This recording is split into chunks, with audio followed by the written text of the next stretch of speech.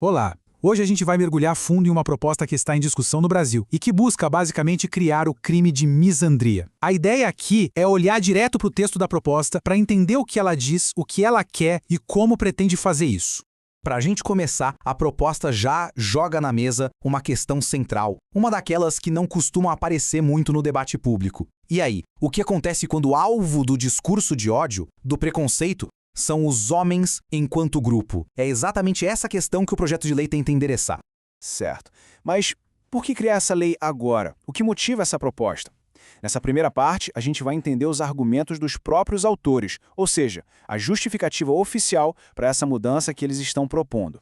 E a proposta já abre o jogo com uma citação direta da sua própria justificativa. Os autores dizem que estão vendo um crescimento de discursos que colocam todos os homens no mesmo saco, de forma negativa, sabe? Atribuindo características ruins a eles como se fossem uma coisa só. E é esse fenômeno que eles querem combater. E a justificativa vai além. Os argumentos são de que existe uma espécie de buraco na lei atual, uma lacuna que torna difícil punir esse tipo de ato.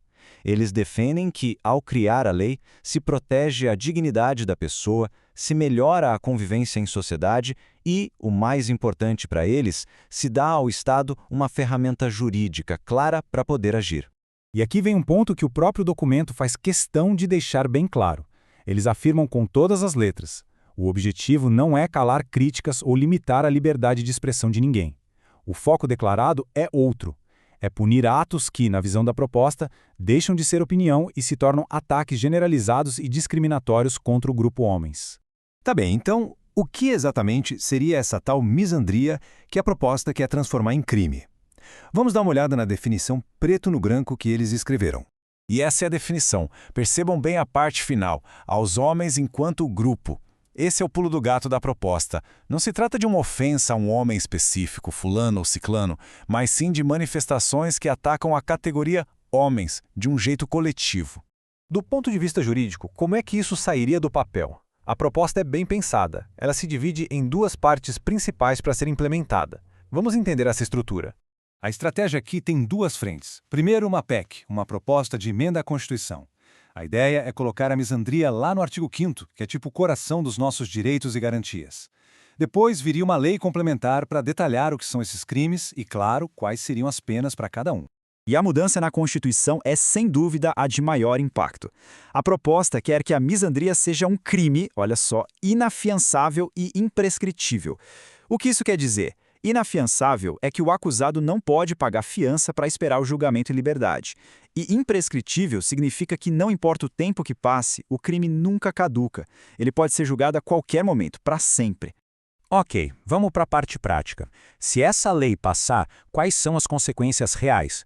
Vamos ver agora as penas que a tal da lei complementar está sugerindo. Para quem praticar, induzir ou incitar essa discriminação misândrica, a proposta fala em pena de reclusão de 1 a 4 anos mais uma multa. Agora a pena sobe, e sobe bem, para quem produzir ou divulgar conteúdo misândrico. Aí a reclusão seria de 2 a 5 anos. E o texto é bem explícito ao dizer que isso vale para qualquer meio de comunicação, incluindo, claro, as redes sociais. E não para por aí. A pena pode ser aumentada pela metade em algumas situações. Por exemplo, se quem comete o crime é um funcionário público, se for pela internet, se houver um estímulo à violência física e também se for uma ação organizada feita por um grupo de pessoas. Tudo isso serve para agravar a pena. Para a gente ir fechando, qual é o grande objetivo por trás de tudo isso? A parte final da proposta não deixa nenhuma dúvida sobre qual é a ambição dos seus autores.